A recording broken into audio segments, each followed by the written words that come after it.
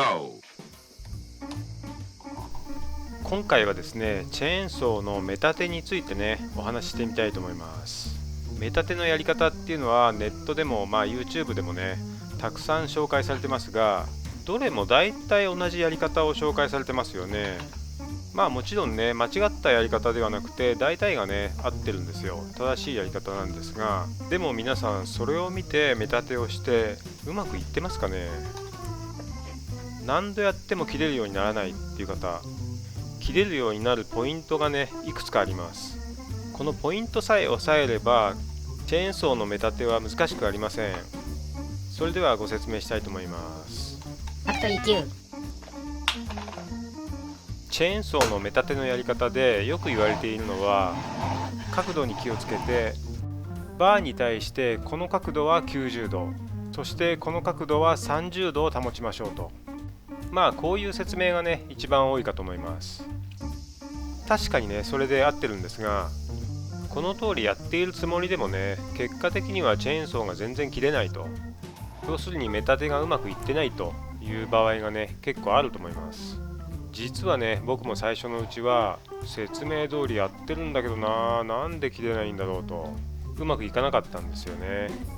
この角度を守ってヤスリを動かしていてもですね、実際の刃は全然研げていないっていう場合がね、あるんですね。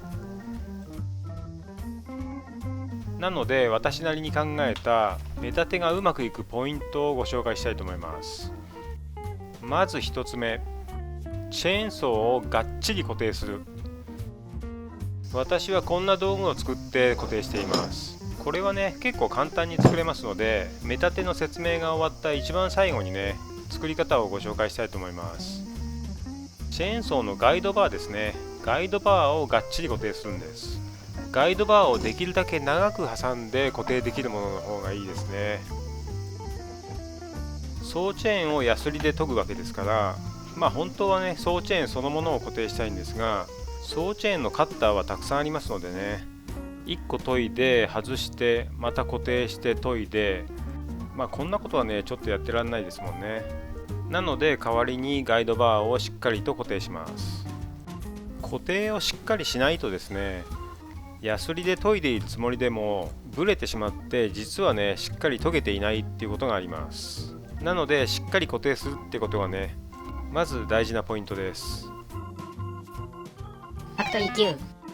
2番目のポイントは、ソーチェーンをしっかりと貼る。これはね、ガイドバーをまずは固定できたんで、ソーチェーンもしっかりと貼ればよりブレなくなると、そういうことなんですね。ここまでの2つのポイントはヤスリで研ぐ準備段階ということで、要するにソーチェーンの固定がね、非常に大切だっていうことなんですね。これができているとヤスリでしっかりと楽に研ぐことができます。ファクトリー9。ここから丸ヤスリを使って研いでいきます。丸ヤスリの太さはソーチェーンの刃の大きさによって決まっていますのでね、正しい丸ヤスリを選んでください。ソーチェーンの刃のことをカッターと言います。カッター一つに対して横刃と上刃があります。横刃で切れ目を入れて、上刃で掘り進めるというイメージです。しかしですね、この横刃と上刃別々に研ぐのではなくて、丸ヤスリで両方いっぺんに研ぎます。というか、カッターはいっぺんで研げる仕組みになっています。この角度は90度、この角度は30度でヤスリを当てるんですが、ここで3番目のポイントです。丸ヤスリを両手で持って少し横へ押し付けるように研ぐ。丸ヤスリをカッターにぴったりと当てた状態で研ぐということです。こうすると丸ヤスリの上部は自然に少しだけ飛び出た状態になります。これによってこの上刃の刃先が作られるわけです。なのでヤスリで研ぐ際はヤスリを少し刃に押し付けるようにして研ぎます。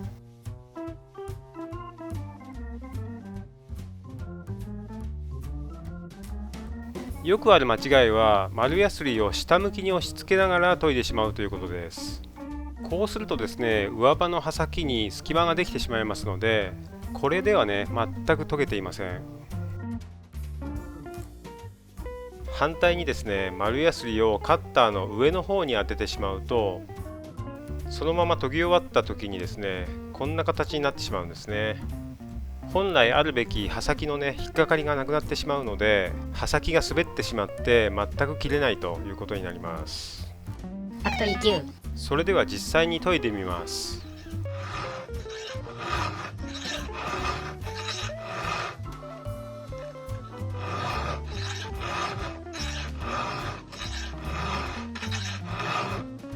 こんな感じでですね、少し矢印の方向に力を加えながら研いでいます。しっかり研げているかどうかはこの音がね重要なんですね。ゴリゴリゴリというような音がします。もしも片手で力を入れずに研いでみると、こんな感じでですね、なんかシャリシャリシャリっていうようなね軽い音になっちゃうんですよね。それで力を入れるとこの音ですね。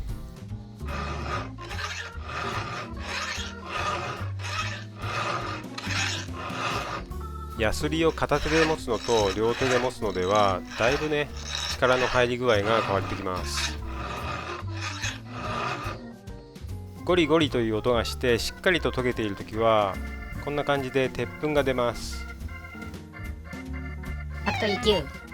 4番目のポイントです。デプスゲージは試し切りの後。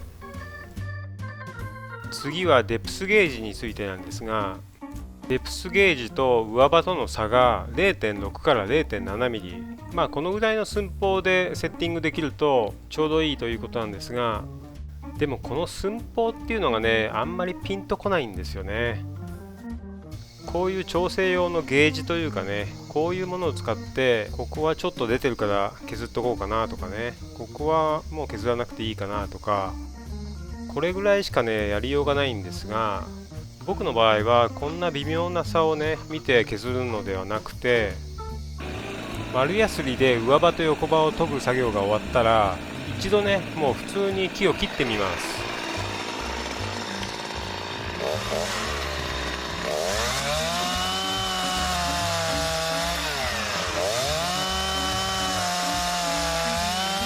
まあまあよく切れたので、今回はねデプスゲージを削るのはやめておきます。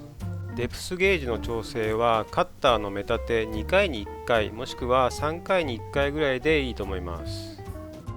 というのはですね、デプスゲージを削りすぎてしまうとこういうことになります。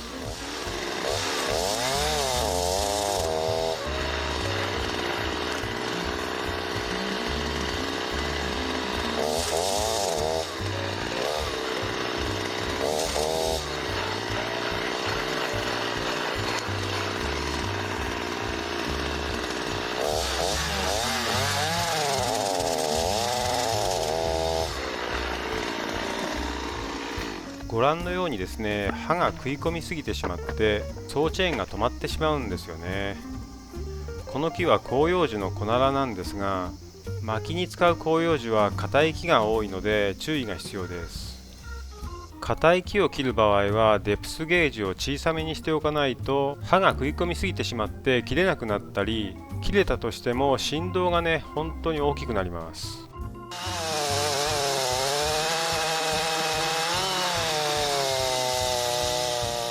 こんな感じでですね、ガタガタガタっと振動が大きくなってしまってなかなか切れないということになります。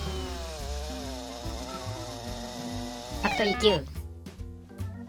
9。ということでチェーンソーの目立てのポイントは、まず作業台にですねチェーンソーをがっちりと固定してください。その上でソーチェーンをしっかり貼ります。ここまでが準備段階ですね。丸やすりで研ぐ際は丸やすりを両手で持って横へ押し付けるように研いでください。最後デプスゲージを削るのは試し切りの後にしてください。この4つのポイントを押さえて目立てをすればですね、きっとよく切れるチェーンソーになると思います。ファクトリー9。それではですね、最初にご紹介した目立て用のクランプの作り方をご紹介したいと思います。材料はですね、100円ショップで売っているクランプ、それから廃材で構わないので 2x4 の木材です。それから割り箸ですね。あとこのぐらいの大きさの合板です。まずは 2x4 の材料にクランプの腕の部分が入るだけの溝を2本作ります。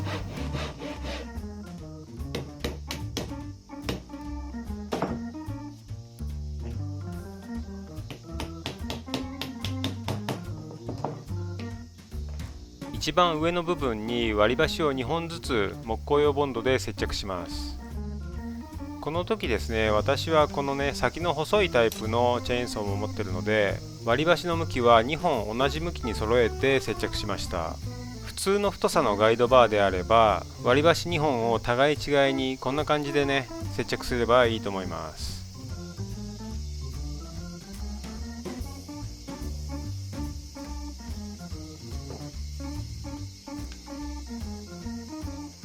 溝を掘った下の部分にも割り箸を1本ずつ接着します。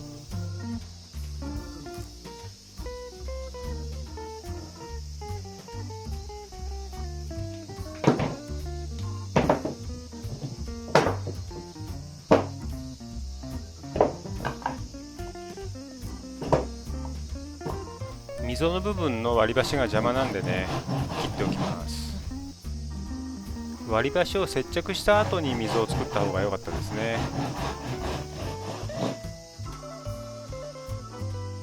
これでガイドバーを挟む部分は完成なんですが、これ自体をね、ガイドバーごと作業台に固定しなきゃなんないんで、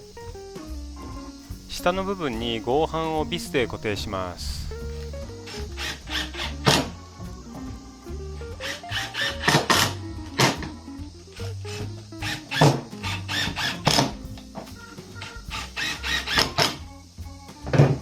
これで出来上がりです。簡単ですよね。チェーンソーをこのクランプに挟んで、チェーンソー本体のね、高さを少し調整します。ガイドバーを挟み込んだら、先ほど取り付けた合板と作業台をクランプで固定します。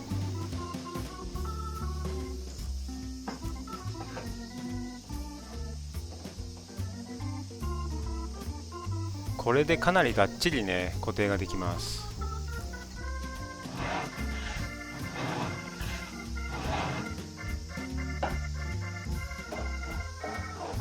ファクトリー9。ということで今回はですね、私なりに考えた目立てのポイントをね、4つご紹介しました。チェーンソー自体に馬力があって性能が良くてもですね、うまく目立てができていないと、これはね、宝の持ち腐れっていうんですかね、なかなか切れないっていうことになりますからね。上手に目立てをしてチェーンソーの性能を十分発揮させたいところですよね。私もチェーンソーを使っていて10年ぐらいになりますが、まだまだね、目立てはね、奥が深いなっていつも思いますね。これからもですね、経験を積んでよく切れるチェーンソーに仕上げられるようにね、目立て作業を頑張っていきたいと思います。今回の動画いかがだったでしょうか。参考になったなと思っていただけましたら、ぜひチャンネル登録、高評価、コメントなどお願いしたいと思います。